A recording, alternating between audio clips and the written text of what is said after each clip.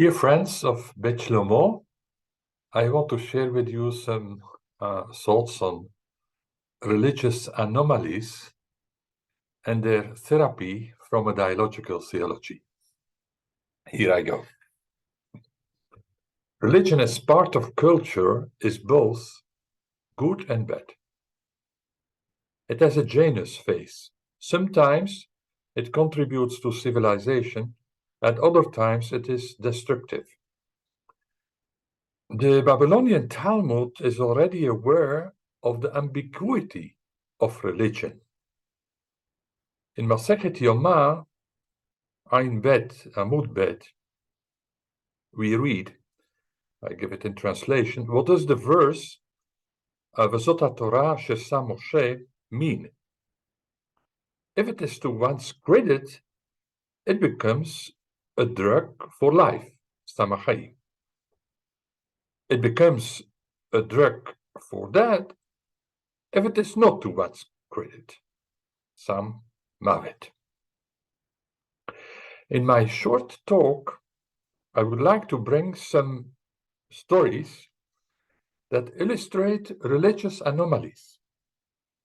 These stories deal with religion as a bubble, unrelated to everyday life, with religious possessiveness, with absolute truth claims, and with the abuse of religious texts. And of course, I also offer remedies for these problems from the perspective of a dialogical theology.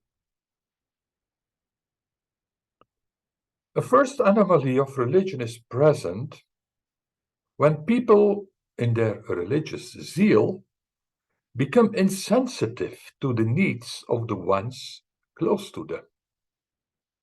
A small agadic piece in Masechet Ketubot, Samir Bet Amud Bet, beautifully illustrates the ethical dimension of authentic religiosity present in all religions. Here comes a story. It's a very short one. Rav Rachumi learned Torah with Rabbah in Mechoza. He used to come home on the evening of Yom Kippur. Once his study captivated him, and his wife waited for him. He comes now, he comes now. And he did not come. She felt sad, and a tear dropped from her eye. He sat on the roof of the prayer house. The roof broke down under him, and he died.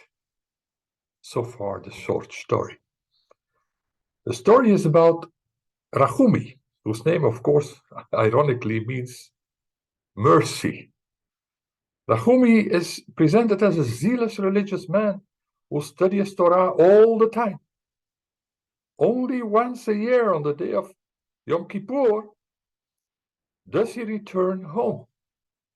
Once he even forgets to come home on the most holy day on which every Jew is supposed to repent.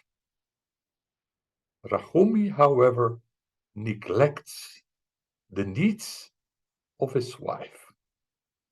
Instead of returning, of doing teshuvah, he continues to be inattentive to his own wife. She cries, and he, because he does not see the tears of his wife, he dies a tragic spiritual death. The message of this short, powerful story is clear. Only the one who sees the tears of those dear to him and of all other people comes close to God. Paying attention to the other is a redemptive dimension in all religions, which exist in order to liberate the human being.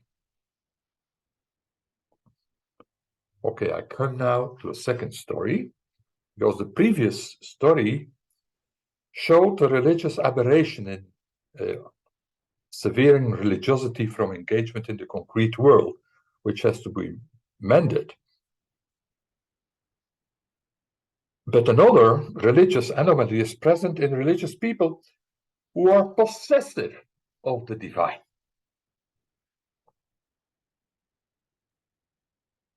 And here comes now the story. It is from the Bhagavad Gita.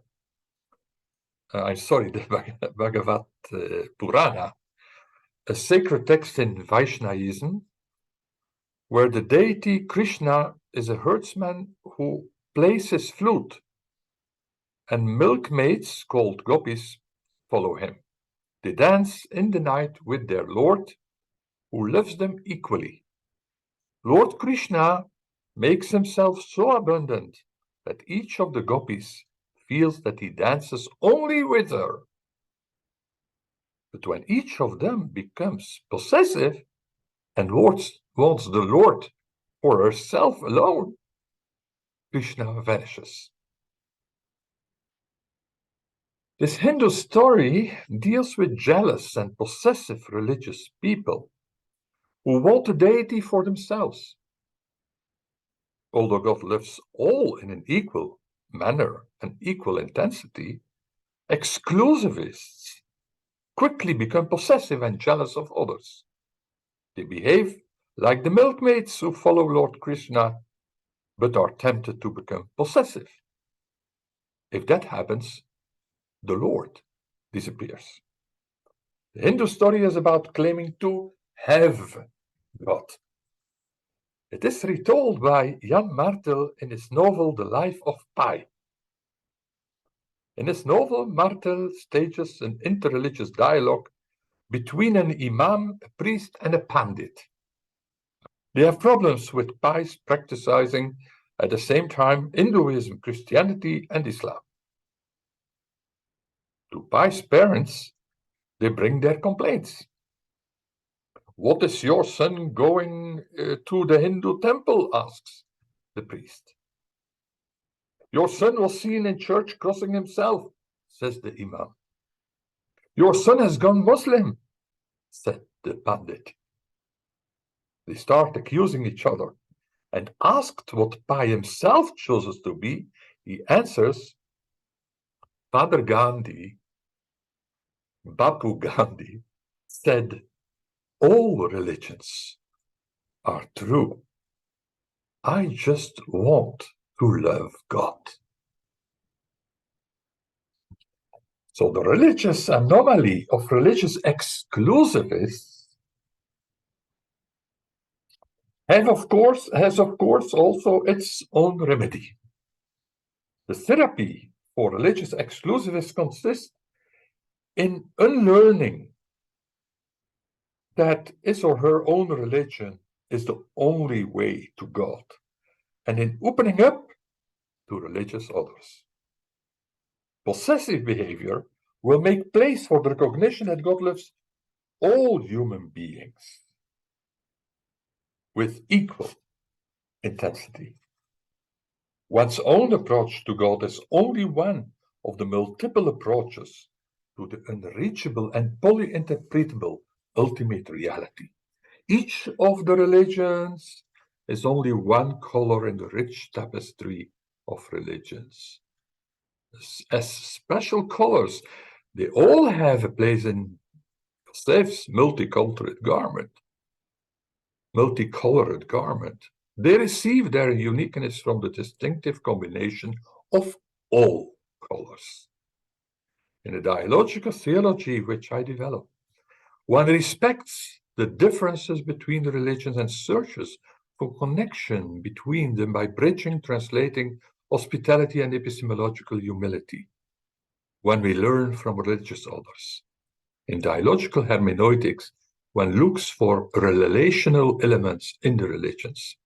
The search for these elements in every religion goes together with the recognition of diversity. There is autonomy and relationship, separatedness and communication. In transdifference, diversity and unity belong together. Okay, I come now to a third anomaly, which lies in making absolute truth claims. Much intra and inter-religious violence stems from absolute truth claims. If one has the absolute truth, one defends and promotes it, and other religions are or lies or less true. An agadic story of Brigitte Rabat tells us that when God decided to create man, there was a dispute among the angels in heaven. The angel of loving kindness was in favor. Man could be charitable. The angel of truth was against it. Man was full of falsehood. The angel of righteousness agreed that man would be created, but the angel of peace objected. What did the Almighty God do? He took the truth and threw it to the earth, as he said, Emet mi eretz titzmach. From this story, we learn that human beings must seek truth, which will sprout from the earth in a painstaking process. This makes our own truth, yes, relative. It is not heavenly truth.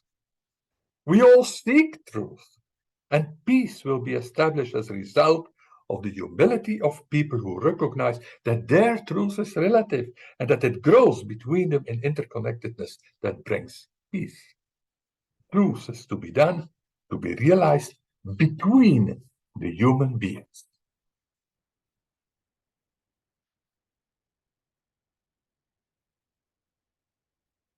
The Midrash in Bereshit Rabbah fits a dialogical theology in which cognitive humility is one of the pillars.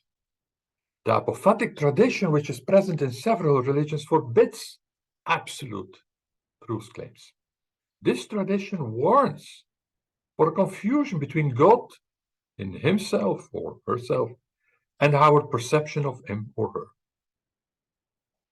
The Rambam, for instance, denies that one can give positive attributes to God. In the Advaita Vedanta, neti, neither this nor that, defines what Brahman is. Muslims shout Allahu Akbar. God is greater and above all that is, in consciousness of the infinite gap between human beings and the transcendent. God is not definable, not our possession, and only approachable in an ethical behavior. Absolute truth claims disregard intra and inter-religious plurality. If one sticks to only one kind of truth, others are automatically excluded. Dogmatic thinking with a lack of openness becomes coercive and exclusive and blocks the way to a serious religious search. One forgets that a tree is known by its fruits in the praxis. The rigorous position of the defenders of the gate easily becomes aggressive. Transdifference humbly recognizes that there are many views on the transcendent. As a result, no religion can claim to possess all the truths. No religion is self-sufficient. All can learn from all. From Franz Rosenzweig, I learned that God is the truth, and the human beings participate in the truth.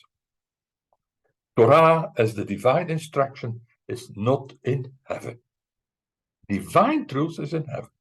As for us, emet mi eretz titzmach, it grows from beneath, in the pursuit of justice and a good life for all, and in dialogue and loving relationship with others. Truth as a result of our peaceful interaction with others. It is derived from peace. I come now, dear friends, to the last anomaly, and I am also offering, as promised, a therapy. Religious texts function in different contexts. The interpretation of the Exodus, which we are reading now in Chumash Shemot, the interpretation of the Exodus by the Boeren in South Africa is a good example of how religious themes are used or misused in a distorted way. The Boeren, mainly Dutch and Calvinists, came into South Africa in the 17th century. When the British people colonialized the region and expanded their properties in the 19th century, part of the Boeren were put in concentration camps while others fled. In 1835, they started the Great Trek into less fertile land.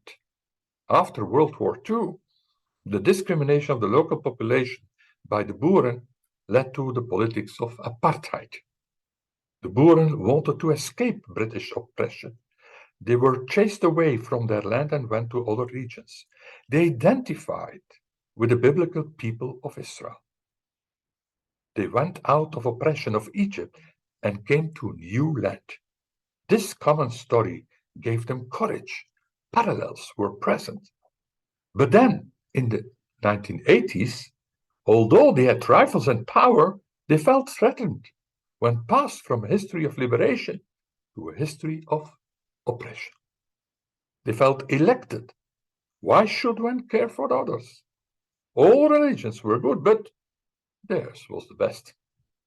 All will have work, but by chance, they have it for certain. All have rights, but fortunately, they have more rights. The Boeren became oppressors. They decided that they were friends of God and enemies of God. The history of the Exodus was interpreted in a way that led to oppression. The oppressors forgot their own past situation. In South Africa, discrimination became more oppressive after 48. In the 70s and 80s of the preceding century, there was a polarization. One was elected by God, and therefore apartheid was legitimized. The Dutch Reformed Church, once a big institution, became insignificant in the 80s. A black theology came into being. Frederick Willem de Klerk was the last president of the ancient regime in South Africa. On April 26, 1994, Nelson Mandela became president, and this marked the end of the apartheid regime. So, we read the Exodus out of Egypt in our Chumash, Shemot. The text is important, but the social and political context in which it functions is even more important. Dialogical theology highlights the importance of a dialogical hermeneutics. Such a hermeneutics contributes to the construction of a theology based upon a praxis of liberation. Today, the Exodus idea is embodied in the Seder and in the Haggadah of Pesach. At Pesach, we celebrate our freedom and our escape from the slavery of Egypt. The Jewish liberation from slavery, however, can never be disconnected from the need of the liberation of all. The Exodus has become a metaphor for liberation. Martin Luther King was inspired by Abraham Joshua Heschel and inherited from him the Exodus idea. He brought about a quiet revolution in the United States that resulted in more equality between black and white people. The saying, Shelach et ami, from Chumash Shemot, became central in King's message.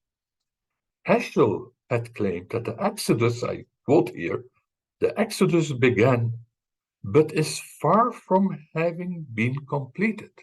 In fact, it was easier for the children of Israel to cross the Red Sea than for black men to cross certain university campuses, unquote. The problem of the Afro-American was the problem of the white man. It was everyone's personal problem. Heschel saw this contemporary situation as directly related to the biblical precedent. He identified with the suffering of others. Racism was, I quote him, an eye disease, the antipode of a religion in which all are equal. God was either the father of all men or of no man. Defining idolatry, Heschel said, I quote, "Any God who is mine but not yours, any God concerned with me but not with you, is an idol." End quote. Heschel's and King's social involvement was the result of a religious commitment that united both religious personalities. Their traditions were different, but in a trans-different view, the Exodus functioned as a metaphor for liberation, freedom, and equality for all. So we have seen, dear friends of Bet Shlomo, that there are many aberrations of religion. Yet, being with hope, I also think that religion is a source for healing. It's a source for healing, as Rabbi Jonathan Sachs says, healing a fractured world. If religion is human friendly, just as in the story of Rachumi, if it is inclusive, just as in the story of Krishna, if it is loving and pursuing peace, as in the story of the creation of the human being, and if it is liberating, as in the story of King and Heschel, it will contribute to Tikkun Olam. The presence before the other is the place where one meets God. Dear friends of Bet Shlomo, Shabbat Shalom,